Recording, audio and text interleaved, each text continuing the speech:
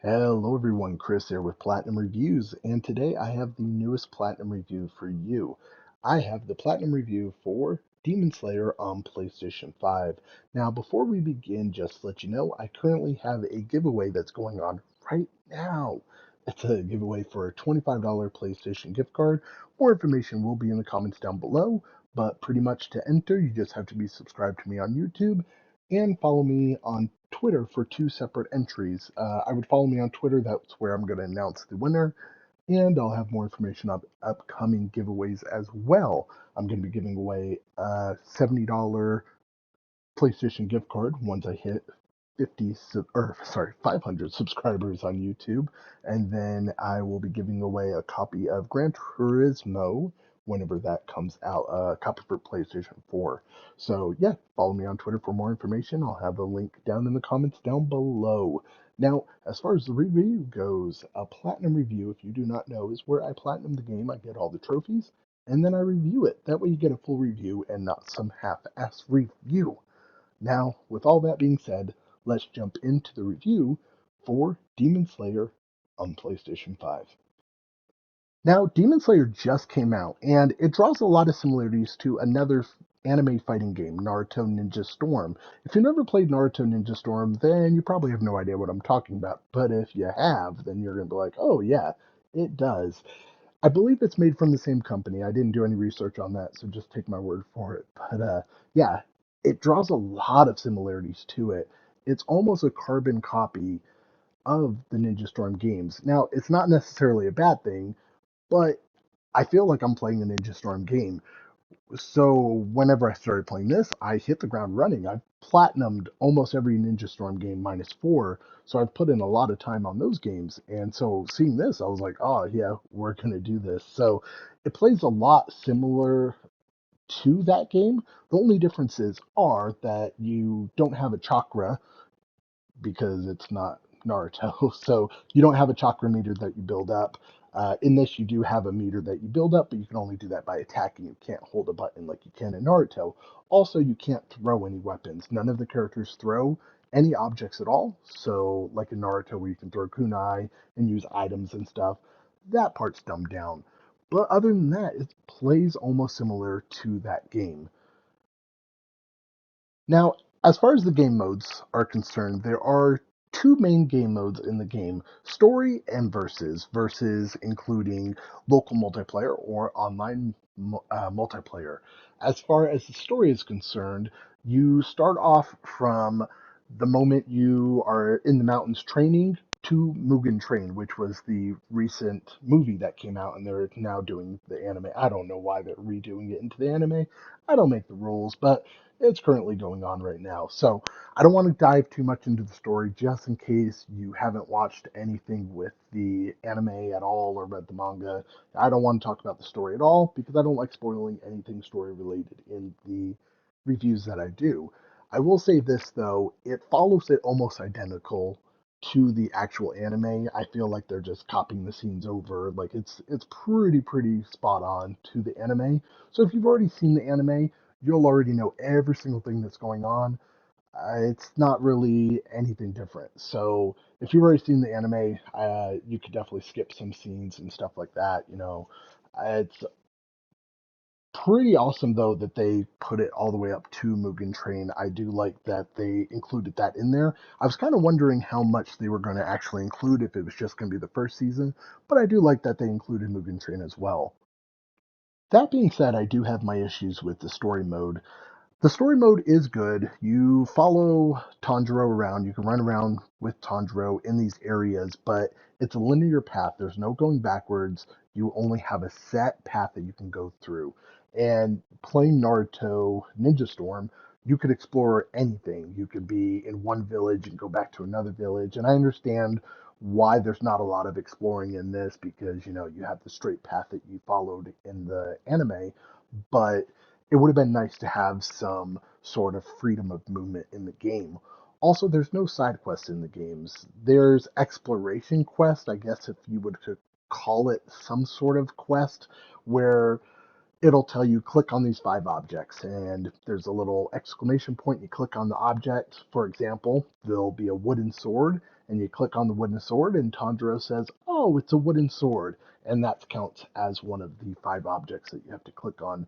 So I wouldn't even really consider that a quest or anything. I don't know what you would consider it, but we'll just say exploration quest for, the sake of arguments. But there's no extra quests or anything in the game. It's a narrow path from point A to point B, completing the story that you have already seen if you've seen the anime, or read if you've read the manga. So I would have liked to see something different in there. There are some extra fights, and after you beat part of the story, there's some extra fights that you can do, but there's no story with it. There's nothing different about it. It's just extra fights. So I would have liked to see something different happen, some extra side quest, just something fun to do in the game, minus the actual story that I've already seen and done.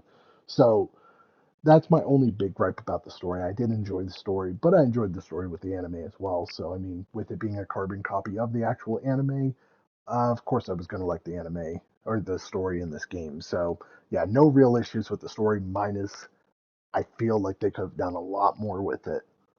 Now, let's go ahead and jump into the gameplay, which I think is the most important feature of a fighting game. Now, like I said before, this game plays almost identical to Naruto Ultimate Ninja Storm, minus a few differences. You can't use items.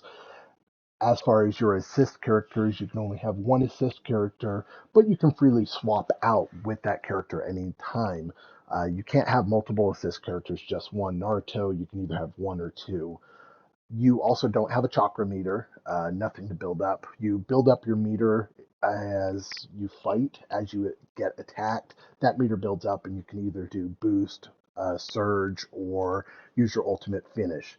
Now, there's no differences between ultimate finishes. As the bar increases from level 1 to level 3, it is the same exact finish. So there's no differences in that, which isn't necessarily horrible. I think it does extra damage or something like that if you increase that bar. So, it's just something to do. But you also can't throw any weapons. In Naruto, you could throw weapons.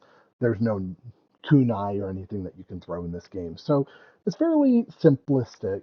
I feel like, as far as the combat's concerned, it's very smooth, but I do have a lot of gripes. One of my biggest issues, and this also goes into the amount of characters in the game, I believe there is 9 characters in the game, 9 or 10 characters in the game, and there are a lot of repeat characters. Tanjiro has 3 different characters of himself, and then Inosuke has 2 different characters. Like, a lot of the same characters in the game have multiple characters or character slots for the same person. So I would have liked to see more character variety. I understand, there's not a whole lot of characters in Demon Slayer, but you could have at least put some of the villains in there. And the fact that they don't really have any of the villains as playable characters, I feel like is a miss. It would have been nice to have those villains in there and not just the demons that you can play as. I understand, story mode or what, it would have been nice to have a bigger character roster other than 10 characters and a whole bunch of repeats, which leads me to my next issue. My next issue is a lot of the characters play very, very similar. As far as like Tanjiro and anybody else who's been trained in the water style, they all have the same move set. And a lot of these characters all play the same. And I understand, they were all trained from the same people and whatnot, but I shouldn't have to play Tanjiro and then go and play as somebody else who uses water style and them have the exact same moves, and the only differences in their moves is their ultimate. I feel like that's a huge miss, and it makes that character roster seem even smaller when so many of the characters play so similar. Now, one thing I will say though is when you do actually swap between characters, so like if I'm playing as Zenitsu or Inosuke versus Tanjiro, like they play very, very different.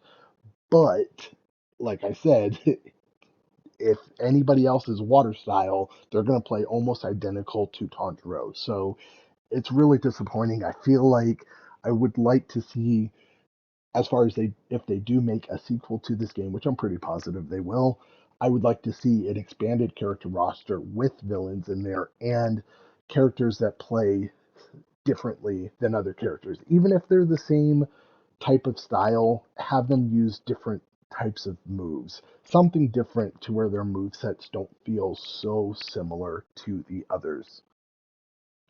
Now, the voice acting in the game is done by the same characters that did the voice acting in the anime, so it's really nice to see the voice acting be the same. My issue with that, though, is I do feel like a lot of times when I was playing it, the characters' mouths weren't moving in sync with their voices. So I feel like they just put the voiceover over it and didn't actually sync up the mouth and everything. It's not a huge gripe, but it is something I did notice. It was very noticeable in a few scenes. So I feel like that was a tiny hit to the actual score, but it wasn't anything that was huge just because, like, I mean, I love Godzilla, like old school Godzilla movies, and those lips are not synced up in the slightest. So it's not a huge deal, but it is something that was very, very noticeable in a few cutscenes. So we'll hit the last few sections right here. As far as the music in the game, there's really good music. I had no issues with the music. I liked it in a lot of sections. The battle music is good. I enjoyed everything with the music. Online, I did not run into any issues with any of the fights that I did. I didn't do a whole lot of fights. I did probably five, and each one played perfectly, no issues. You can customize your character, or not your character, but your character profile screen and stuff like that for online. That all can be unlocked through points, through the reward system, which can be earned by playing multiple aspects of the game or by playing the story mode. I would definitely suggest playing the story mode before you play the online portion just because that's going to unlock all your characters and everything like that. One thing I do like about these types of games too is the characters aren't unlocked from the beginning. You have to actually play through the game to unlock the characters. So really awesome. I've always loved that about games. I hate when you buy a fighting game and every character is unlocked from the beginning. I you know, I want to be able to earn them myself. So I definitely like that about Demon Slayer. Demon Slayer is a good game. I really enjoyed the game, and I do have high hopes for future installments in the Demon Slayer games. I just hope they build on some of the things that I did say in my review. Like I said, my biggest gripes being that character roster, the story mode kind of being dumbed down, and the fact that some of the characters play exactly like other characters, just diminishing that character roster even more. So I feel like, any sequel to the game, any future installments, hopefully will improve on that. And I'm definitely excited to see where the franchise goes as far as with the video game adaptations. Now, as far as my review is concerned, I would give the game an 8 out of 10. Like I said, I gave the reasons why, and I really hope that future installments, improve on the stuff that I need. I need it to improve on. Please, please make more characters. Please do it. But yeah, it's a really good game. I definitely enjoyed it, but there are some things just can't overlook. As far as the platinum is concerned, it's not a difficult platinum. The hardest trophies probably being getting S rank in every mission, which isn't hard. There's the training mode where you have to reach level 10 with 10 different characters, or rank 10 with 10 different characters in training mode. All you have to do is beat the actual person. You don't have to worry about getting a gold on the ranked missions, so it makes it a lot easier. There's a Death by a Thousand Cuts trophy where you have to do a 5-hit combo to finish off an enemy. Just to let you know that has to be done in boost or surge mode, and it doesn't necessarily have to be a 5-hit combo. I did it with Nezuko, and it was a 7-hit combo. So as long as you do it in boost mode, you will notice a animation. If you finish them with that animation, that will get you the trophy. That did cause me a lot of issues, and I was on that for a long time trying to get that. So it was kind of a pain. So yeah, if you guys have any questions as far as any of the or any of the trophies, let me know in the comments but down below. As far as difficulty for the platinum, I'd give it a 2 out of 10. It's not bad at all. It's not even really too time consuming. It's a pretty fun platinum. So yeah, let me know if you have any questions about any of the trophies down below. And if you guys have any questions about the game as well, let me know down below. Don't forget about that giveaway. Yeah, don't forget about that giveaway. Go ahead and give me a subscribe button. Hit that subscribe button and follow me on Twitter. The information will be down below, and you can be entered into that $25 PlayStation gift card giveaway. Without further ado, thank you guys so much for watching. As always, keep getting those trophies, and I will catch you guys on the next Platinum Review.